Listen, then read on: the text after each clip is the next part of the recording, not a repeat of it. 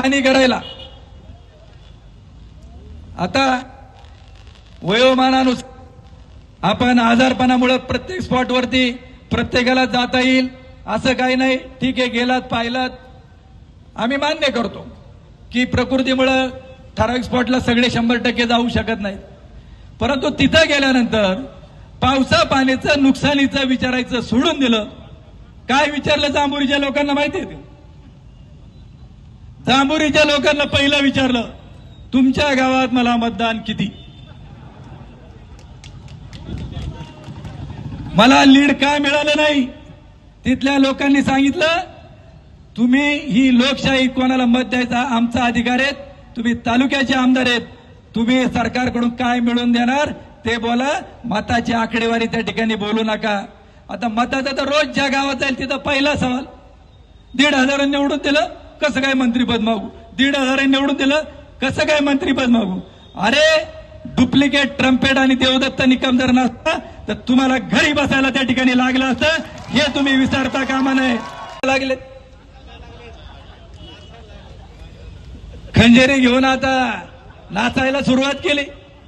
अरे ही जनता ज्यांनी तुम्हाला 7 वेळा आता 8व्यांदा निवडून दिलं, ही काय विसरलेली नाही की तुमचा साहेब म्हणून असणारा तोरा आणि या तालुक्यातील जनतेने तुम्हाला खाली उतरवण्याचं काम त्या ठिकाणी केलेलं आहे, हे देखील त्यांनी लक्षामध्ये ठेवावं. तुम्ही बुधवारी आले, गुरुवारी आले, मला आवर्जून सांगायचंय, तुम्ही पाहणी केली, त्यांच्या अगोदर आम्ही पाहणी केली. काही गावं आमची राहिलेत, आम्ही 2 दिवसामध्ये तिकडे जाणार आहोत. पाहणी केल्यानंतर गुरुवारचं अधिवेशन रात्रीचं पहाटे 3 वाजेपर्यंत चालू होतं, कारण शेजारच्या तालुक्यातील शिवसेनेचे आमदार बाबाजी काळे यांनी रात्री 2 वाजता त्या ठिकाणी भाषण केलं. तर रेकॉर्ड तुमच्या आमच्या सगळ्यांकडे आहेत. मग इथली पाहणी केल्यानंतर इथल्या लोकांना जर कॅन्सर होणार असतील, इथले लोक जर मरणार असतील, तर बेसळीपासून हा तालुका मुक्त करण्याकरता तुम्ही त्या दिवशी हाऊसमध्ये का गेले नाहीत, शुक्रवारी का गेले नाहीत, हा देखील आमचा त्यांना सवाल आहे. जमेचं आंदोलन झालं त्यावेळी हेच आमदार म्हटले, वळसे पाटील, अरे आंदोलन करून यांनी करून प्रश्न काय त्या ठिकाणी सुटत नाही. कांद्याकरता हे 27 मेला दिल्लीला गेले होते, म्हणले 8-10 दिवस थांबा.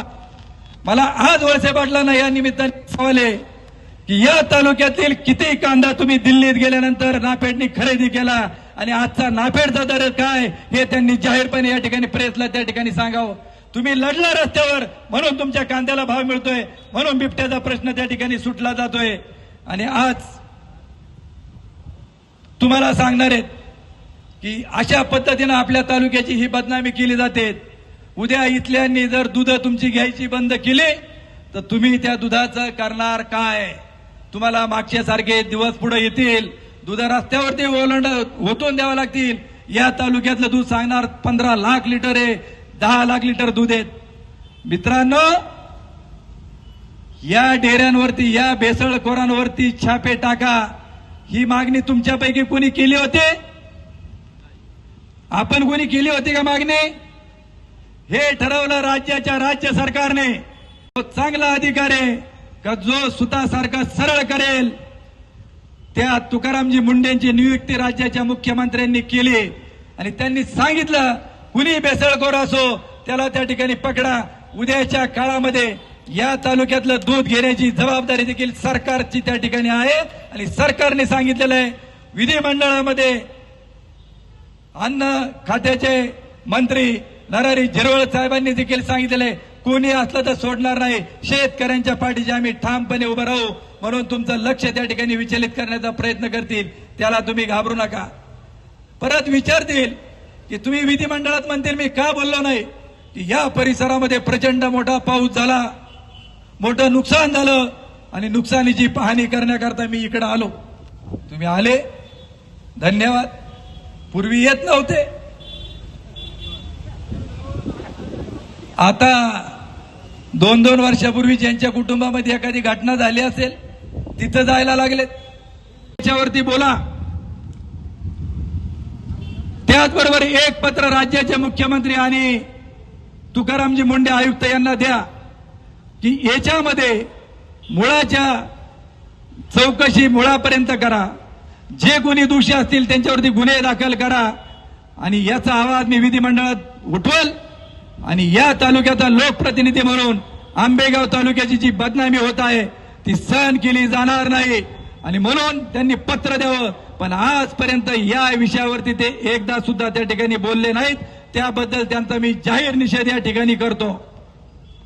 एक वाक्य फक्त मीडियाला त्या ठिकाणी सुरुवातीला बोलले, ते काय कोणी उत्तर देतं? जे कोणी दोषी त्याच्यामध्ये असतील त्यांच्यावरती कारवाई करावी. आम्ही त्याच्यामध्ये अजिबात काय हस्तक्षेप त्या ठिकाणी करणार नाही. जे आंबोज दूध असेल, कमी प्रतचं असेल, ते आजपर्यंत आपल्याला पाठीमागं पाठवलं जायचं. एक कमी प्रतचं कॅन कुठे यायचं? शिवाजीराव, आंबोस. आज मला एक गवळ्याने हात वर करून सांगा की याच्यापैकी कोणाचं कमी प्रत आणि आंबूसची दूध आपली दूध संकलनवाल्यांनी मागे पाठवली. मग हे जातं कुठं? याचं होतं काय? हे सगळं ज्याची एक्सपायरी झालेली आहेत. काही कामगारांनी आम्हाला मेसेज केलेत की एक्सपायरी झालेलं जी तूप आहेत ते पुन्हा रिसायकलिंगला इथं घेतलं जातं आणि आमच्याकडे ते काम त्या ठिकाणी होतं. असे देखील अनेक कामगारांनी देखील आम्हाला मेसेज करून या ठिकाणी कळवलंय. चीज बनवलं जातं. मला जाताना दोनच गोष्टींचा आता उल्लेख या निमित्ताने करणार आहे की आता आपलं हे संपल्यानंतर पत्रकार निमंत्रण आहेत तुम्हाला. आता जनसंवाद मेळावा आयोजित केलाय शिवगिरी मंगल कार्यालयाला. भेसळखोरांचा, लाभार्थी असतील त्यांचा, की एक भीती तुम्हाला दाखवणार आहे आता. अरे ज्यावेळी बिबट्याचं आंदोलन झालं, अरे आम्ही हिंदू आहोत का नाही? आपण हिंदू आहेत त्यांनी हात वर करा. मग जर आपण सगळे हिंदू आहोत, हिंदूमध्ये दुधाला पवित्र त्या ठिकाणी मानलं जातं. आमचा देव दैवतांचा अभिषेक ज्यावेळी करायचा असतो तो दुधाने त्या ठिकाणी केला जातो. त्याचप्रमाणे आम्ही सत्यनारायणाची पूजा ज्यावेळी घालतो त्यावेळी आम्ही तीर्थ अमृत त्या ठिकाणी काका आम्हाला करून देतो, तीर्थ प्रसाद करून देतो. पहिला आम्हाला तीर्थ त्या ठिकाणी दिलं जातं, त्याच्यामध्ये दूध असतं. देवाला अभिषेक करताना त्याच्यात दूध असतं.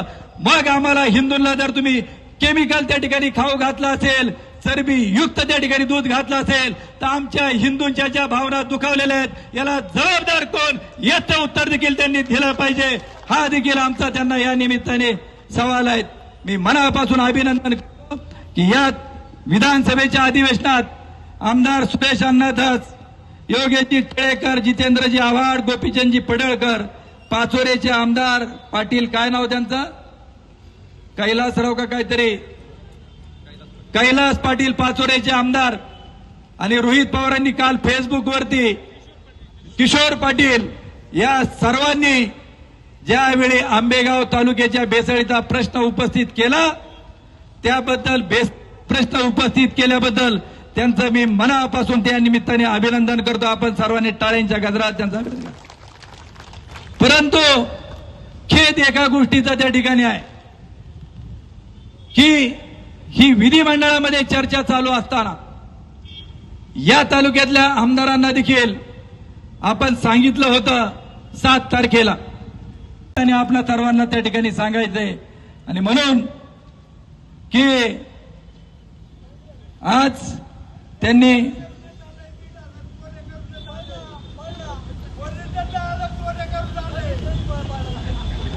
की ज्या पद्धतीनं तुकाराम मुंडे यांच्याकडं पूर्ण चार्ज हा दिलेला आहे, विधिमंडळात यांनी एक विषय मांडला तिथं की याच्याबरोबर म्हणजे अगोदर हे उघडकीस येण्याच्या अगोदर विधिमंडळात प्रश्न मांडला की एफडीए बरोबर तुकाराम मुंडे यांच्याकडं हापकींचं पूर्णपणे चौकशी करण्याचं पूर्ण काम त्यांच्याकडे त्या ठिकाणी सोपव. आमचा सवाल पत्रकार बांधवांनो आहे की इथं धाड पडायच्या अगोदरच यांना कुणकुण लागली होती का की मुंडे साहेब इथं लक्ष घालणार आहेत आणि त्याच्यामुळे यांना आपण तिकडं हापकींकडे त्या ठिकाणी डायव्हर्ट करावं, हा देखील आमचा त्यांना सवाल आहे. आणि जाता जाता एक 3 प्रश्न त्यांना या ठिकाणी विचारायचे आहेत की आजचा जनसंवाद आजच का बिबट्यावरती का घेतला नाही? तुमच्या बरोबर आलेल्या गुन्हे का दाखल झाले नाहीत, कांद्यावरती तुम्ही रस्त्यावर का उतरले नाहीत? आणि त्याचबरोबर ज्यावेळी बीडचं प्रकरण झालं, संतोष देशमुख हत्या प्रकरण, तर त्यावेळी धनंजय मुंडेंना राजीनामा द्यावा लागला की नाही लागला? नाशिकचं अशोक खरात प्रकरण झालं, त्यांच्या अध्यक्षा रुपालीताई चाकणकरला राजीनामा दिला की नाही द्यावा लागला? आम्ही देखील या निमित्ताने सांगतो की आंबेगाव मंचरची झालेली जी बदनामी आहे याची नैतिक जबाबदारी स्वीकारून या तालुक्याचे आमदार दिलीप वळसे पाटील यांनी राजीनामा